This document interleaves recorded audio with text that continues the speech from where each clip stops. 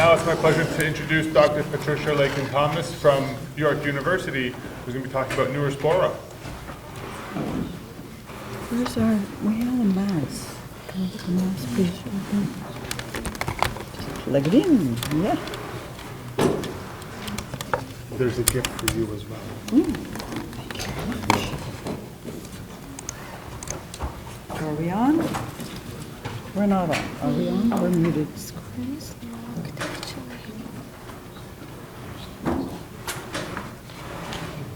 Is it on? It's not on. There, now it's on. Yeah, we got, oh, great. Let's do the red laser pointer. There we go, look at that, okay. So I'm going to tell you about this beautiful organism. This is the filamentous fungus Neurospora crassa. This is one of the pioneering organisms for circadian research. It was the second organism in which a clock gene was identified and cloned. This is our assay. You put a little bit of fungus spores in the middle of a plate of agar, and as it grows outwards in concentric rings, it makes these bands of kinetospores. These are asexual spores alternating with these thin areas, and this is the assay for the state of the circadian system. Now, that first gene that was identified and cloned in Neurospora was frequency, and you heard a lot about it from Jennifer Hurley, who gave you a wonderful talk all about the freak protein and its many phosphorylation sites. This is the freak-based transcription translation feedback loop. So Neurospora was the second organism in which a TTFL was proposed. Freak is the negative element. The freak protein inhibits its own transcription by inhibiting the white collar complex, which is the positive element. Freak gets phosphorylated many times by many kinases, and it gets degraded. And I'll mention the phosphorylation again later. But I'm not interested in that. I'm interested in what happens when you get rid of the TTFL. If you knock out the freak gene or you knock out the white collar gene, you still get rhythmic spore formation. So this is our wild type rhythm. This is a race tube, a long glass tube with solid agar, and it's making bands as it grows down the tube. This is a choline requiring oxytrophic mutant that I've been using for many years. It also gives you rhythmic spore formation.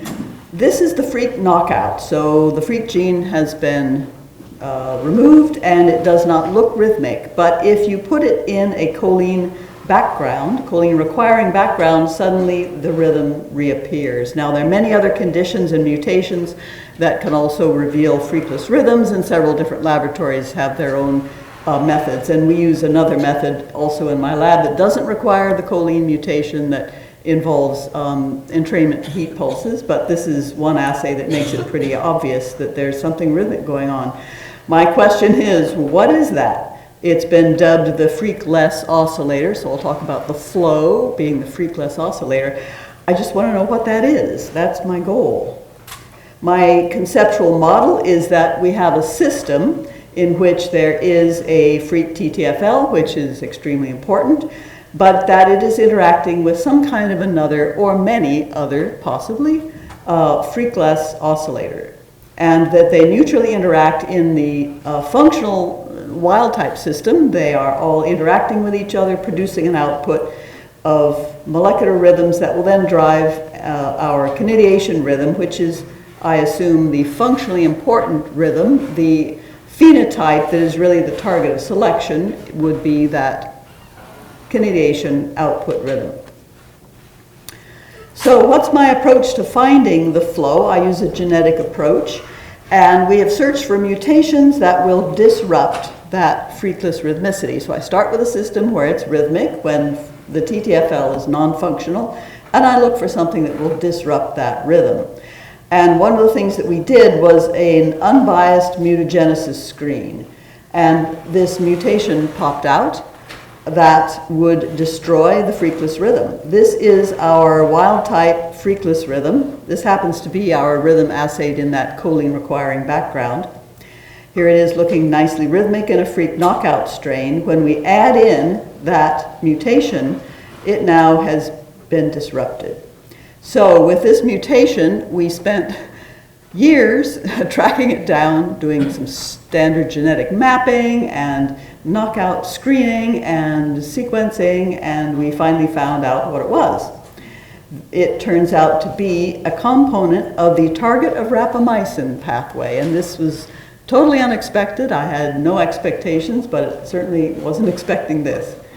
When we found that out, we then looked at the TOR pathway components and identified another gene that is a binding partner of that particular protein in the TOR pathway, GTR2. Now, we named this mutation VTA, which stands for vacuolar TOR-associated protein, and you'll see why. And GTR2 is a protein that is a binding partner of VTA in the TOR pathway. And we looked at a knockout of that, and it has a very similar phenotype.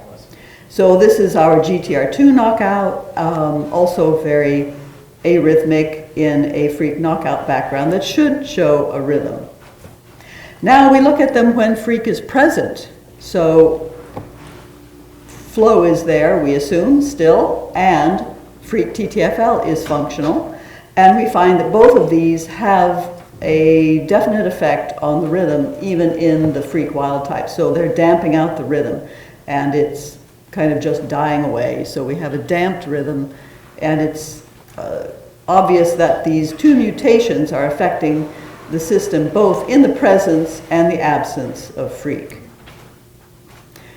So what's TOR? Let's take a look at that. You will have heard about TOR when Ray Cow gave you a great talk all about mammals. So this is already well known in mammals, in mammalian cells, and he's shown in his recent work in whole animals as well, that TOR does have an interaction with the circadian system. So just as another reminder, TOR itself is a kinase, and it functions as a complex of proteins, a couple of different complexes. It's inhibited by rapamycin, this drug, which is where it got the name target of rapamycin, one of the worst names ever, I think, for what does that mean? Target of rapamycin, okay, it's TOR. The function of this whole pathway is to respond to nutritional state. So it reads the nutrition available to the cell. It will respond to carbon sources like glucose, it's been indicated here. It will respond to amino acids. This particular pathway we've taken from yeast, so some of these gene names are the yeast names. It's very similar in mammals, but with some different names for some of the genes. Mammals respond, of course, to growth factors. Now, we don't have growth factors for yeast or Neurospora. It's a free-living eukaryote that is going to respond strictly to nutrition. So yeast responds to glucose and some amino acids. Mammals will respond to growth factors and also amino acids. Arginine and leucine tend to be more important in mammals. So the nutrient sensor, part of the nutrient sensor at least, is this complex of proteins. That is a couple of G proteins, GTR1 and 2, and they are attached to the vacuolar membrane through this complex, the ego complex or lambtor in mammals. And it's actually anchored to the vacuolar membrane, which is the lysosome in mammals. And the point of all of this is to take information about nutrition and activate ribosome biogenesis. And that activates protein synthesis, and that's how you get growth. How do you get a cell to grow when there's lots of nutrition outside? Well, you activate ribosomes, which make proteins, which makes everything else in the cell. So you take nutrition and translate it into growth. It also is important in negatively regulating stress responses, but I won't talk about stress responses. So in Neurospora, what we've done so far, because this has not been studied in Neurospora, it's been well studied in yeast and mammals, so we're really pioneering TOR in Neurospora. We identified these two proteins, VTA and GTR2, as clock regulators. VTA is part of this complex, and VTA is the protein that anchors everything to the vacuolar membrane. GTR2 is in this complex that's part of the nutrition sensing complex. And we've confirmed this in Neurospora by doing co-IP mass spec, and we can confirm there's a complex of VTA and GTR2 and GTR1 in Neurospora.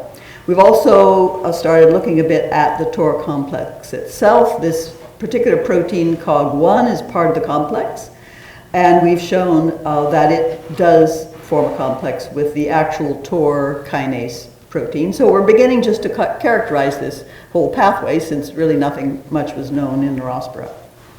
Here's some of our data about the localization. VTA, we made a GFP fusion. This is one of those hyphae. So the fungus is a mat of these thread-like hyphae, multinucleate, multiple vacuoles in this long, thin hyphae, and the VTA protein is nicely localized on the vacuole membrane. This is a vacuolar marker just to show the co-localization.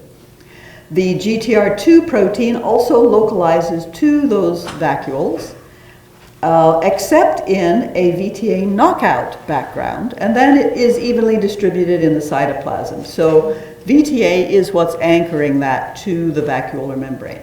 The same thing applies to COG1. It's not really around the vacuole, and this is also seen in yeast. It tends to form these little punctate structures near the vacuole. And then in VTA, it's also in the cytoplasm, so it also requires VTA to anchor it to the membrane. So we're just generally characterizing this pathway because we want to figure out what it's got to do with clocks. But of course, we need an assay because we really want to know the activity of this whole TOR pathway. So just as Dr. Cow has done, we are looking at the output of the pathway. TOR kinase phosphorylates another kinase, which is called S6 kinase, or SCH9, which in turn phosphorylates this little protein called S6. And S6 is a ribosomal protein. It's part of the 40S ribosome subunit, and it helps activate ribosome biogenesis, so it gets this whole translation process going. So we've developed kind of a unique assay in my lab where we're looking at S6 phosphorylation, and we're able to separate all three phosphorylated forms of S6 on a single Western blot. It has two phosphosites in Neurospora, and we can see the unphosphorylated and the 1 and the 2 phosphorylated sites, and we confirmed that that upper band is the active form of S6. On low glucose, it's kind of phosphorylated. On high glucose, it gets much more phosphorylated, so you expect that. You've activated TOR by giving it lots of nutrition. Or if we starve the fungus, then we get very little phosphorylation. So we're using that now, and we're just doing everything we can with this assay because it's a really, really great assay, and we just want to know everything we can about what's TOR doing in Neurospora. So of course, the first question is it rhythmic? Yes, it's rhythmic. It's beautifully rhythmic. These are samples collected every 4 hours in constant darkness. These cultures are growing on top of solid agar medium. Very easy to grow and harvest. And we get a lovely rhythm across 4 circadian cycles. What we're doing is we're taking the ratio of the top band, the active form, to the total of all 3 bands. So we're looking at essentially what percentage of S6 is phosphorylated. We haven't seen much change in the middle band. It doesn't seem to be rhythmic.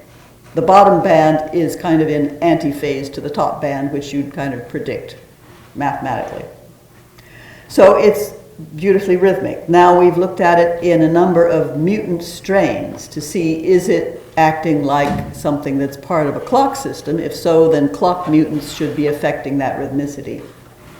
We have a long period Freak7 mutant, and we have a long period PRD1 mutant, which have been known for a very long time as clock mutants that increase the period, and they increase the period of the S6 rhythm. So this is that ratio of S6 phosphorylation. We've also looked at our two TOR mutants, so the VTA knockout and the GTR2 knockout, and they damp the rhythm. We get a couple of cycles and then it kind of peters out here and damps out. And we also have compared that to the conidiation rhythm, so that output that is the banding spore formation rhythm. We can look at the density of the spore formation along the solid agar where it's growing, and we've compared that to our S6, and the periods and the amplitudes match very well. So the conidiation rhythm also damps out exactly the same. Freak 7 has a low amplitude conidiation rhythm, low amplitude S6 rhythm. PRD1 has a long period rhythm and a high amplitude in both the conidiation and the S6. So S6 phosphorylation rhythm seems to be reporting to us the state of the clock in some way. So we have interactions between TOR and the Freak TTFL. I just showed you that the long period Freak 7 mutant lengthens the TOR activity rhythm. That was on the previous slide.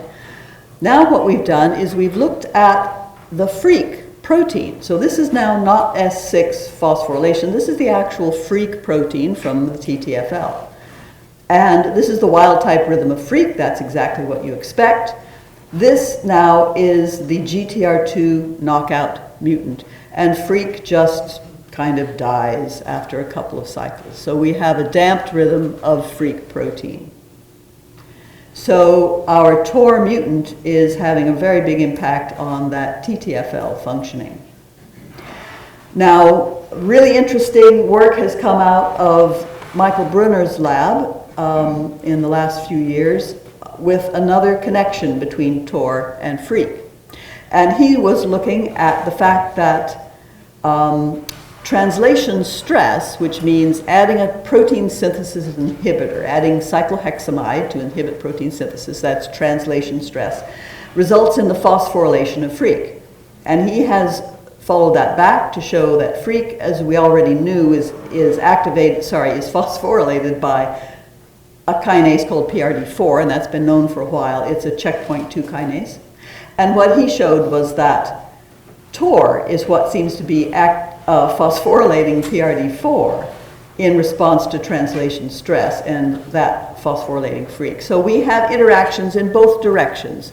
Freak affecting our TOR activity rhythm and TOR affecting Freak as well. So we're looking at our pathway again and saying, maybe we have a hypothesis now. Is our flow actually a rhythmic TOR? One of the things that makes that really attractive is that we already know there's lots of negative feedback within the TOR system itself. This has been well established. There's intrinsic negative feedback. If you have lots of protein synthesis, it will deplete the amino acid pools. And you deplete the amino acid pools and you're going to decrease TOR activity. But if you decrease TOR activity and you stop protein synthesis, you allow amino acid pools to build up again. And you can imagine this as perhaps an oscillating feedback system. So we're looking at that and we're just confirming that yes, we can also see that inhibition of protein synthesis with cyclohexamide will increase TOR activity. So this is with cyclohexamide, we get more S6 phosphorylation. And we're looking at amino acid requiring oxytrophic mutants, an arginine mutant starved for arginine or a glutamine mutant starved for glutamine. We actually get an increase in S6 phosphorylation. You activate TOR when you starve for amino acids. So what's going on there? I think what's happening is you starve for amino acids and you inhibit protein synthesis. You inhibit protein synthesis and now you allow amino acid pools, other amino acid pools to build up, activating TOR. So it's kind of the same system as what cyclohexamide would be doing. We don't know what the signals are, and this is what we're working on now. So what might the individual signals be?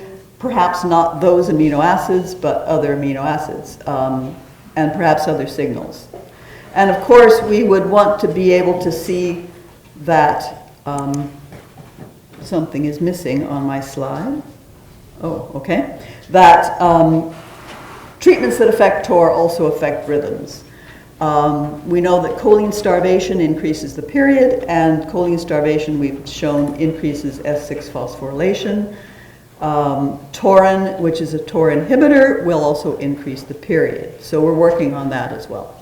And for the last slide, work in progress, more work on things that might affect TOR that will also affect the clock. Can we shift the phase of the clock with TOR affecting treatments? And the big question, is TOR rhythmic in a freakless strain?